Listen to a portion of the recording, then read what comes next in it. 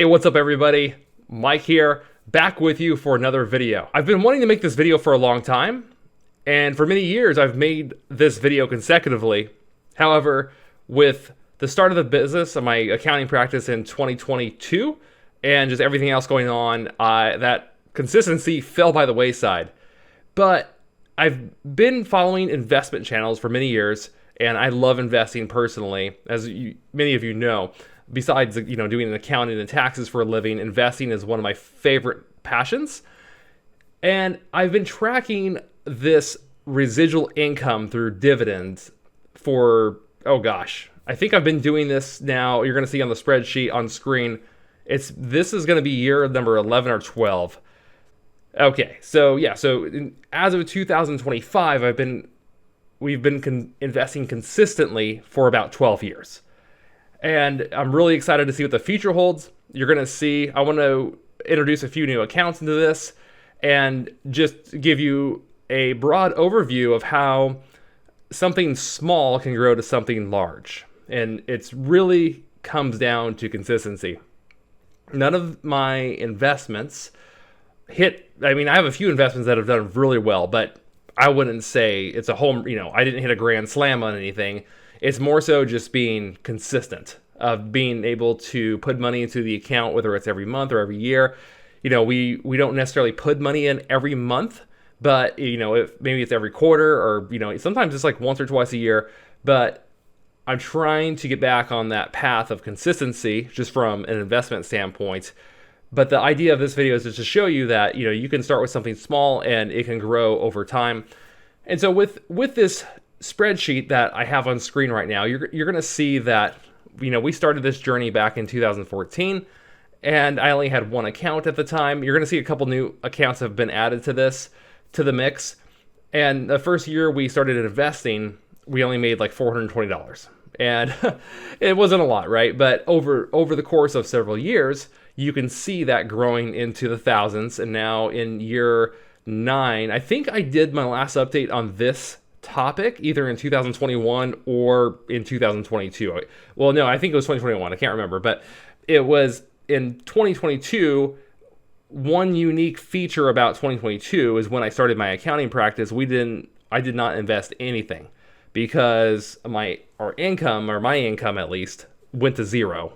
And so I was starting from ground zero, and I had no desire to invest at the moment because I had to hold on to that capital because I had no clue if I was going to be successful with the business, or what expenses I might have to fork money out for. So we didn't invest anything in that year. Now in 2023 we started to make up for that. So we normally try to invest in the brokerage account, or between the two Roth IRAs that you're seeing on screen and the brokerage account. We try to shoot for, anywhere from 20 to 30,000 per year in terms of what we can invest into those accounts.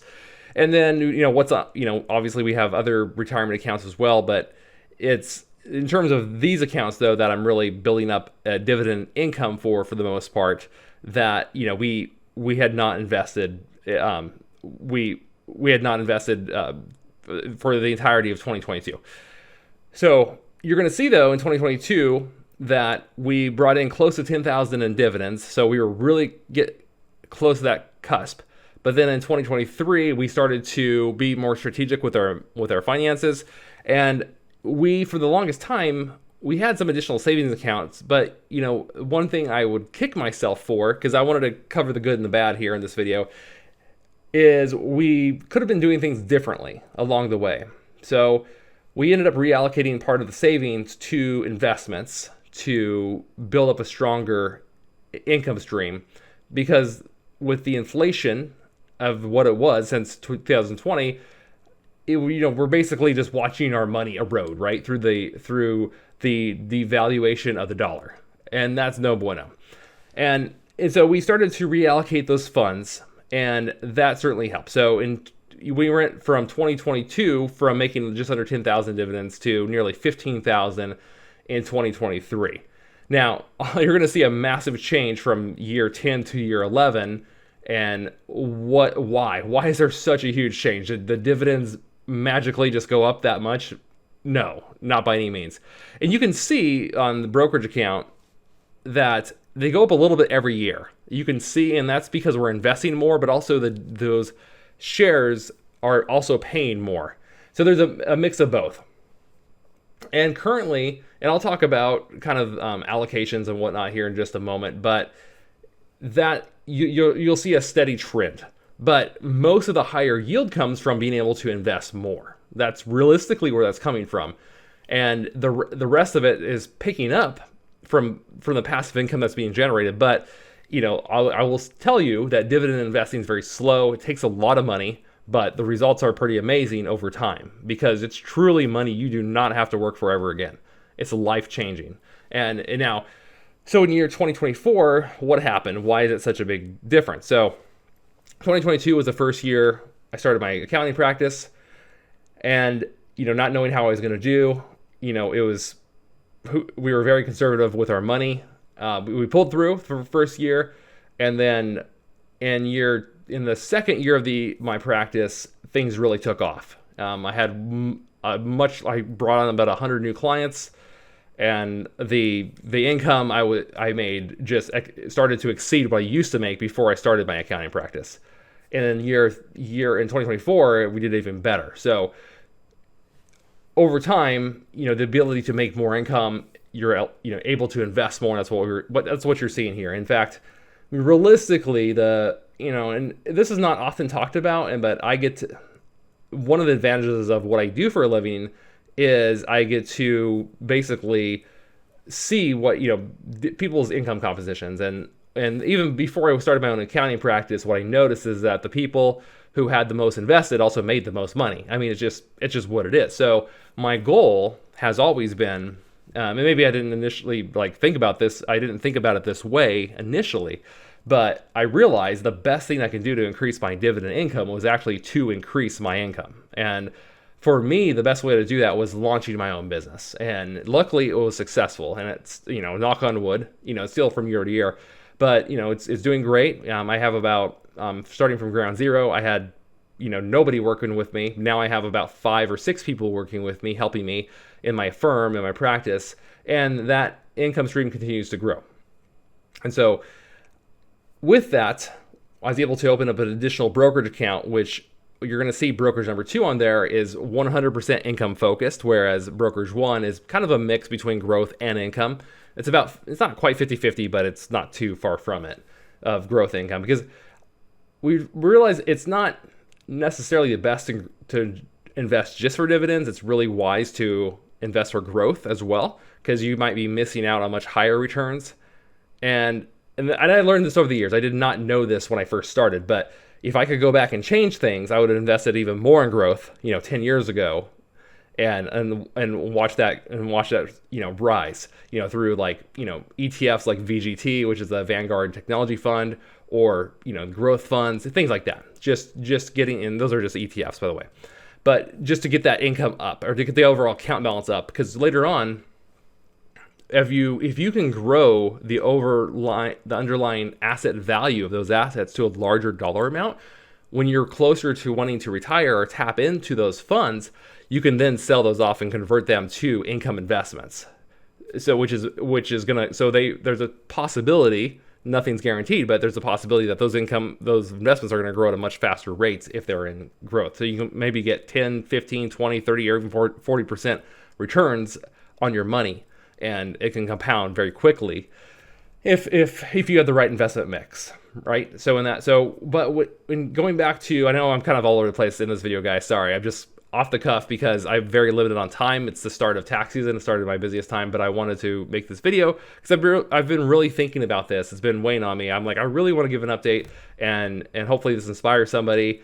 It helps me reflect back on what I've learned, and hopefully I can share some of my pros and cons with you. So looking back, I would definitely allocate some more to growth versus what I initially did, which is just invest for income. And the other thing in brokerage 3, you're going to see some dividends now coming from, we're better utilizing our savings for dividends as well. So that's why we have 3 different accounts there, in addition to a rollover IRA, which is technically a retirement account. So I don't really count that, but in dividends, it did pay me about $2,000 last year in 2024. The Roth IRAs are still paying about the same. We've started to reallocate some of those investments a little bit more. So when we have dividends coming into the Roths, we're starting to shuffle that into more growth-oriented investments, because the idea is to grow that Roth balance as fast as we can. So then we can, when we're ready to retire, we can then take the biggest balance we can make from appreciation and then convert that to income. So then all be tax-free income that we can take.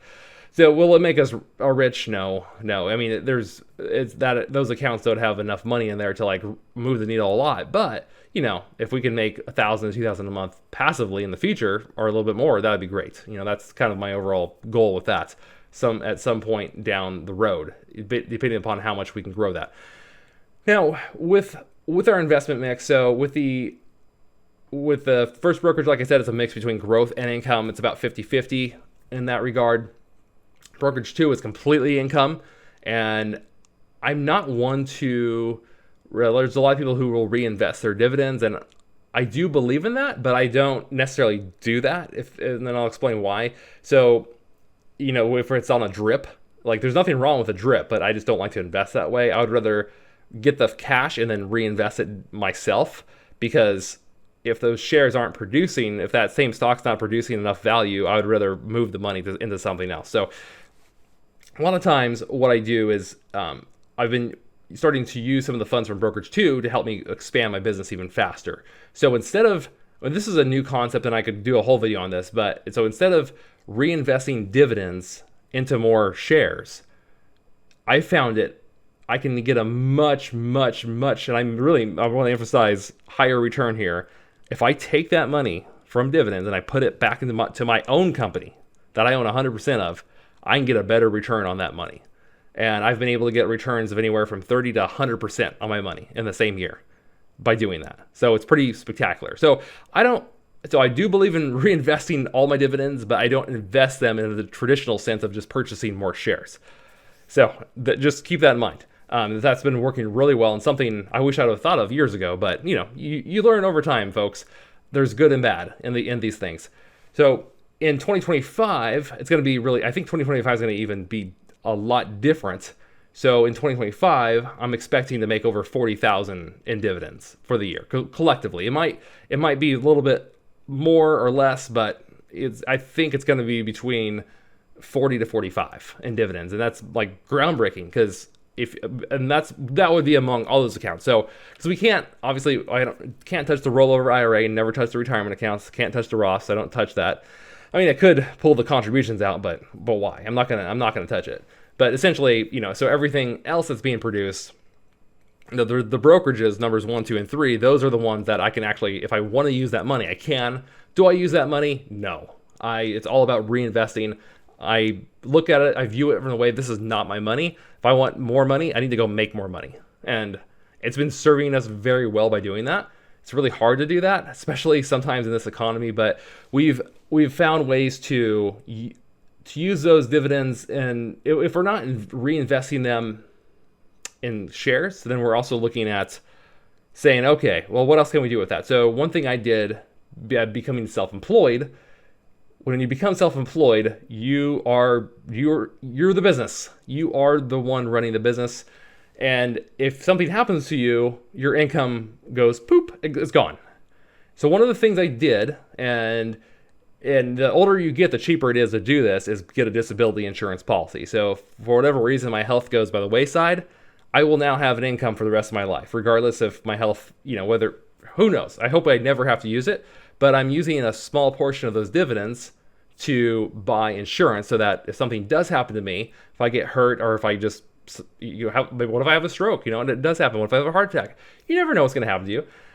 And I try to keep healthy, but it's stressful to run your own business. You never know what will happen. So, but at least if something does happen, now my family's protected. We're going to be able to pay the bills, and we're able. The main thing is if something happens to my income, I can't continue to invest. So by having that policy in place, that was kind of a mental shift for me. It's like I realized, hey, I need to use some of this money to protect our overall income. My income is probably one of my most important things, because if I lose that, I could lose everything. And so by protecting my income, now it's like, okay, way less stress mentally for me. and now I can go about my business and then still reinvest most of the money through dividends. But I use some of those dividends to pay for that policy now. And you could use your dividends for life insurance. You can think of ways to use your dividends besides just buying stock. But what I love about investing for cash flow, and I will tell you that if you ever start your own business, cash flow is truly king. I know that you might have heard that, and it's absolutely true for most people. And especially when you're first starting out, your business needs a lot of money. There might be 30, you might think, oh, I'm going to have like 10 different expenses in this business. Well, that might be true for a little bit, but as you realize, oh, hey, I'm in business now, there's all these other things I need to pay for, like city license taxes, like, oh, there's all these other fees in order to have this or that, like that you would never have thought of until you were actually in business. And so having an income source that you can tap into, that you can reinvest into your own company is groundbreaking. And it like really helps with cash flow, and then it keeps you out of debt. Now, I'm not opposed to debt, and if you're whether you're investing or whether you're in business, but I try to stay away from debt for the most part, unless there's a real need for it. I don't tap into debt because the cash flow from these income sources has helped me cash flow my life without having to worry about anything. And of course, I have no intention. I know a lot of people get into the whole FIRE movement and financial independence, retire early. I think I've realized now, I used to think like that. Now I realize, because I own my own company, and as of right now, I still really enjoy it. So there's really no need for me to want to retire early at this point. I mean, at some point, yeah, I'm going to have to slow down, but I got a long ways to go. So I'm going to, turn 40 in February. And so, oh my gosh, I'm going to be 40. I can't believe it, guys. Time flies. But, having something you enjoy doing, you don't want to necessarily fully retire from it. And so it's really, for me, it's enjoyable to keep to reinvesting and know that, hey, while I'm working, I can see that I'm building my own pension with these dividends. Like every year, my income's going to keep going up. Do I have to pay tax on this? Yeah, I got to pay tax on it. Not the money that I move into my business. It washes it out because I spend it in the business. So it neutralizes the tax hit on those dividends. But if I'm not investing that in my business, then you're just going to get, you got to pay the tax. You got to pay the piper with that. But that's fine. And I'd rather have that flexibility of having that cash flow available to do those kind of things.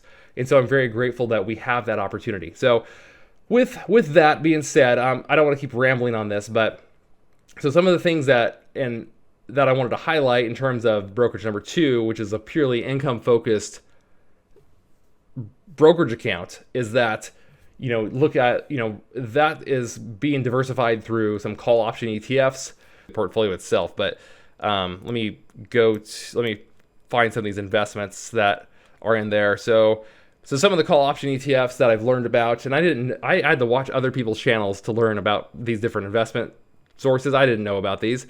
I did my own research before I actually bought any, but things like the Goldman Sachs NASDAQ 100, that's ticker GPIQ, the Goldman Sachs S&P 500 Core Premium ETF, that's GPIX.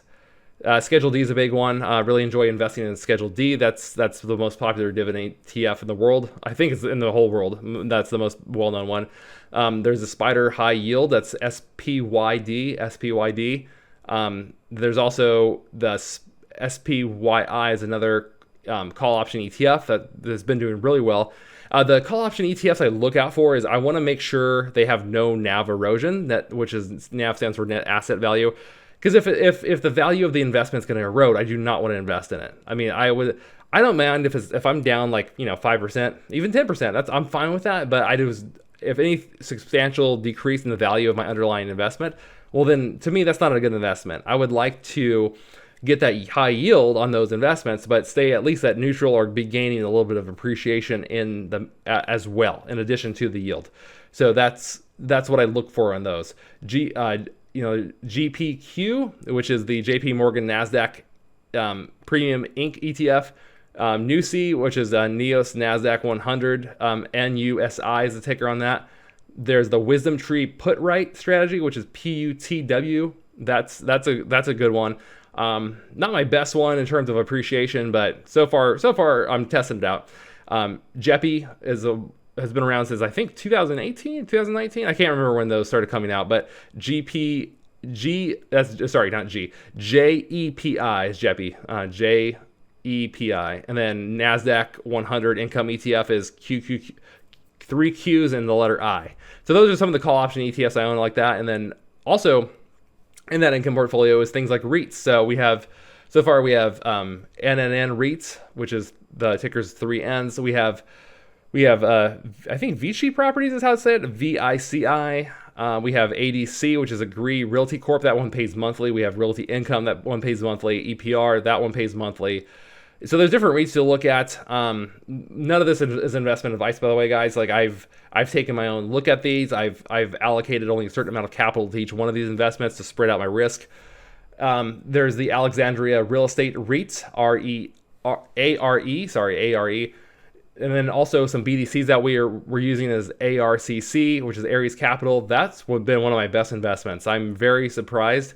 I was very skeptical about investing in BDCs, which is business development companies. But what I found is that not only do you get a great yield, but I've been able to get, if you pick the right ones, you also get appreciation in addition to the yield, which is great. So when you look at this portfolio as a whole, most of the some of the investments are paying 4%, 5, 6. Some of them are paying 7, 8, 9, 10. I try to keep the yield between 7 and 10. That's my goal. I don't know if I'm quite there yet, but I'm trying to get an average of 7 to 10% on the funds invested in that account. If you get much above 12%, then what I typically find is that you're going to have, it's going to become quite volatile, your underlying asset balance. And I'd rather not have that volatility, because if I need to tap into that money, I don't want to be selling it off at a huge loss. So I find anywhere from 5 to 10% is a pretty stable yield on most investments. Now, to get the 10%, you're really looking at your BDCs, you're looking at your call option ETFs, because most your blue chip companies generally don't pay anywhere near that.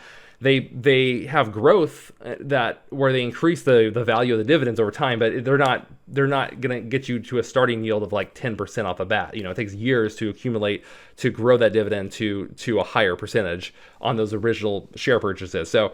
But if you're looking for income right now, those are things that I've been looking at. Those are things you might consider. Not telling you to invest in those things. Make sure you do your own research, but they've been working out really well. And I just use that money the second those pay. What I do is I use all that whatever it pays for the whole month, as I pull that into my company and I reinvest it into my own business.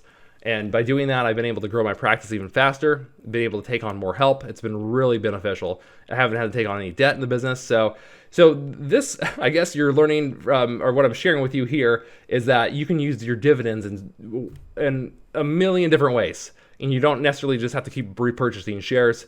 So you'd be surprised if you can pull your dividends into something that either protects your overall income or either helps you grow your income even faster. You're going to make more money than you ever thought possible. And because dividend investing by itself, I love it, but it's very slow. It's very slow. So and honestly, like some people will say, well, if you're going to make 40 grand in dividends in 2025 potentially, well, hey, would you quit your job at some point? Like, no.